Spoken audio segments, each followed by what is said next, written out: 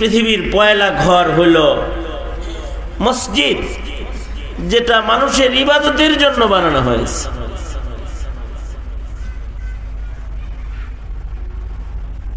আদম আলাইহিস সালাতু ওয়াস সালাম প্রথম ঘরটা থাকার ঘরও বানাইতে পারতেন, কিন্তু এটা ইবাদতের ঘর বানাইছেন আল্লাহর নির্দেশে। কারণ এই দুনিয়াটা থাকার জায়গা না, এটা ইবাদতেরই জায়গা।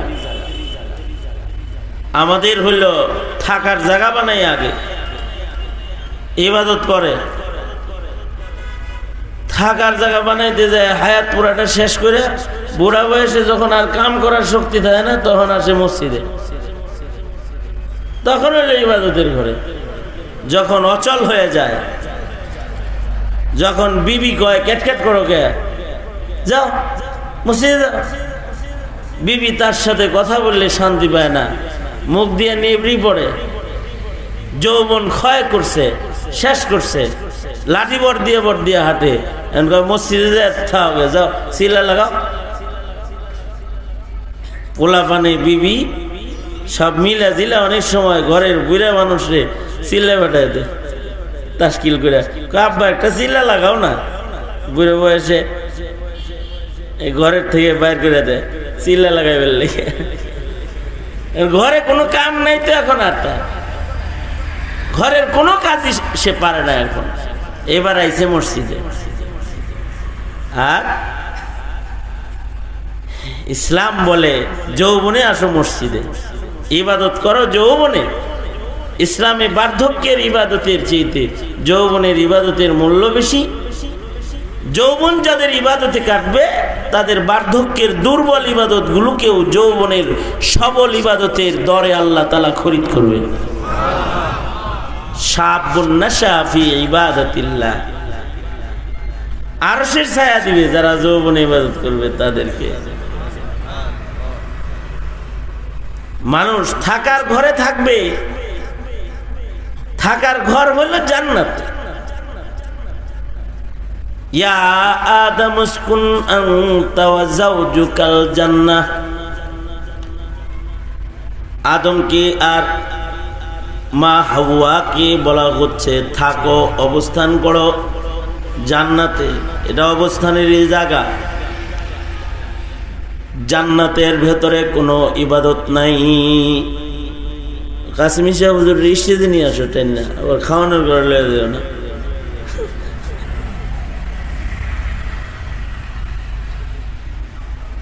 তা ইবাদতের ঘর, ইবাদতের ঘর।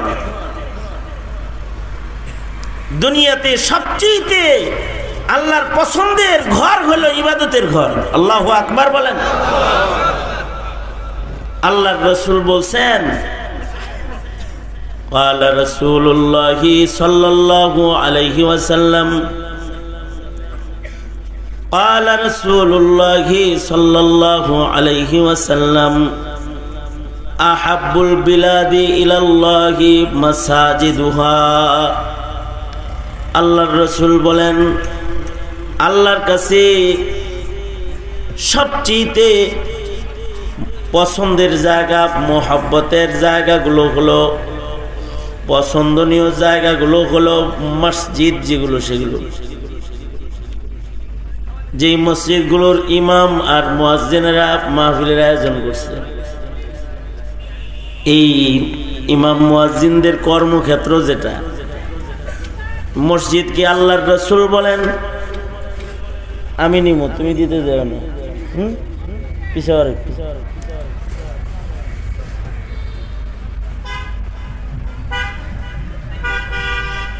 আহাবুল বিলাদি ইলাল্লাহি মাসাজিদুহা, এদের জন্য পিছাইছি তোমার কারণে। হ্যাঁ দেখে না, এদের মনে দুঃখ আছে।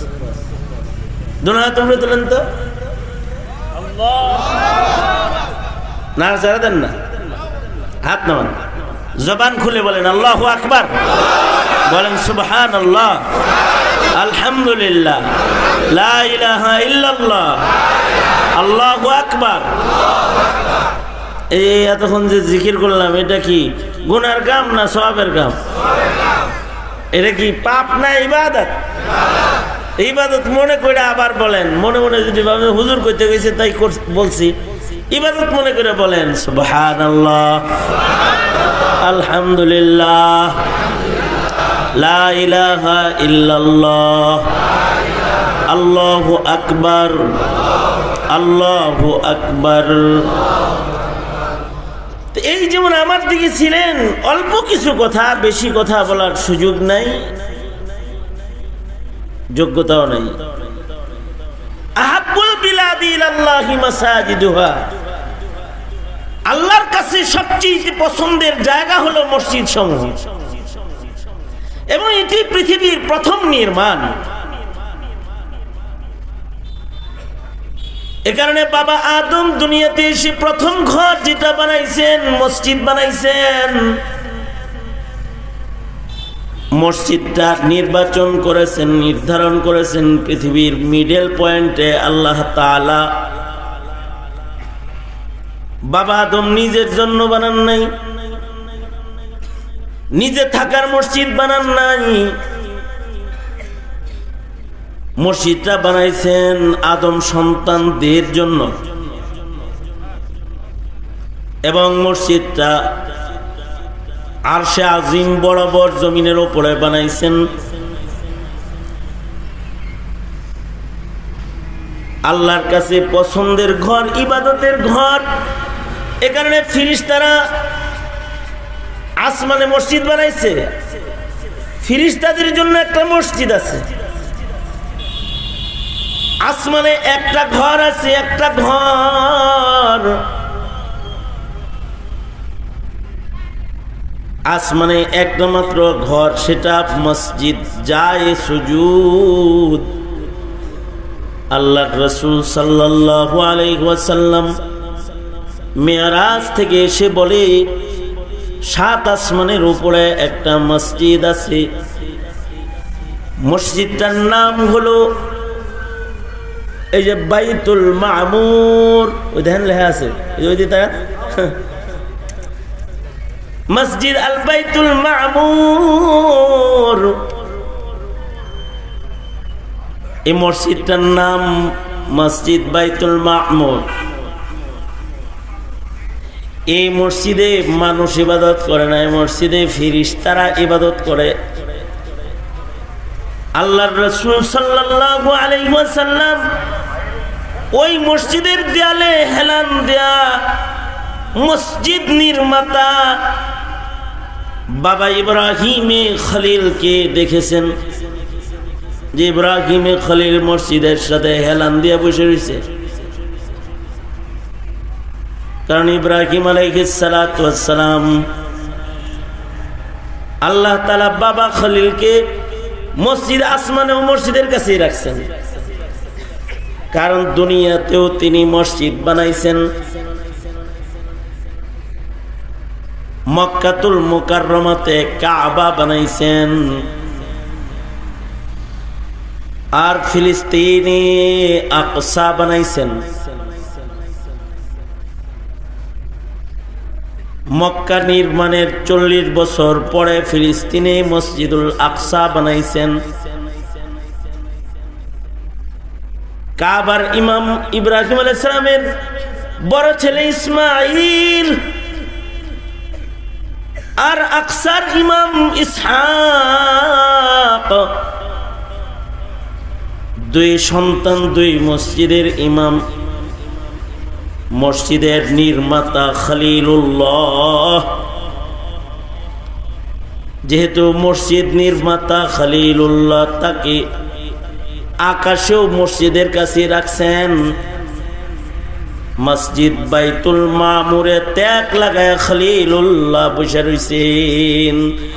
আল্লাহর রাসূল মেরাজ থেকে এসে কয়, এই মসজিদে যেই ফেরেশতার দল একবার ঢুকে ইবাদত করে, এত ফেরেশতা আল্লাহ বানাইছে যে এই দলটা যারা সিজদা দিয়ে বেরিয়ে গেল, দ্বিতীয়বার এই দলটা কিয়ামতের আগে আরেকবার ঢুকার সুযোগ, সিরিয়াল তাদের আর আসবে না কিয়ামতের আগে। কত ফেরেশতা আল্লাহ বানাইছেন।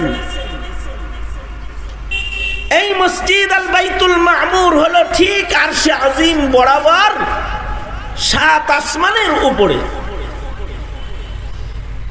অর্থাৎ আরশে আজিম থেকে যদি কিছু নিচে ফেলা হয় সেটা বাইতুল মামুর মসজিদের ছাদের উপরে আয়া পড়ব।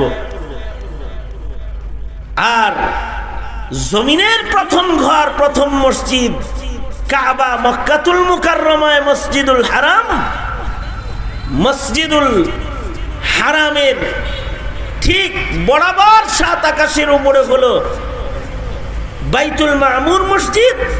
এখান থেকে কোনো কিছু ফেললে, আকাশের দরজা খুলে নিচের দিকে ছেড়ে দিলে এটা মসজিদুল হারামের কাবার ছাদের উপরে এসে পড়বে, একেবারে আরশ বরাবর। আকাশেও মসজিদ আছে, মসজিদ যে আল্লাহর পছন্দের, তাই মসজিদ আসমানেও আছে। জমিনেরও পয়লা নির্মাণ হলো মসজিদ। নির্মাতা আদম বানাইছেন মক্কায়, নিজের থাকার জন্য না, এই ঘরটা বানাইছেন সারা পৃথিবীর মানুষের জন্য। ইন্না আউয়ালা বাইতিন উযিআ লিন-নাস, ইন্না আউয়ালা বাইতিন উযিআ লিন-নাস লাল্লাযী বিবাক্কাতা মুবারাকান ওয়া হুদাল লিল আলামিন। নিশ্চয় পৃথিবীর পয়লা ঘর যেটা, পয়লা নির্মাণ যেটা, সে ঘরটা হলো মক্কাতুল মুকাররমায়। সব মানুষের জন্য এটার নির্মাণ। আল্লাহ তাআলা রব্বুল আলামিন মুহাম্মাদুর রাসূলুল্লাহ সাল্লাল্লাহু আলাইহি ওয়াসাল্লাম রাহমাতুল লিল আলামিন। আর এই মসজিদটা হলো হুদাল লিল আলামিন। এই কারণে জীবিত মৃত যত মানুষ আছে সব মানুষ এই মসজিদের দিকে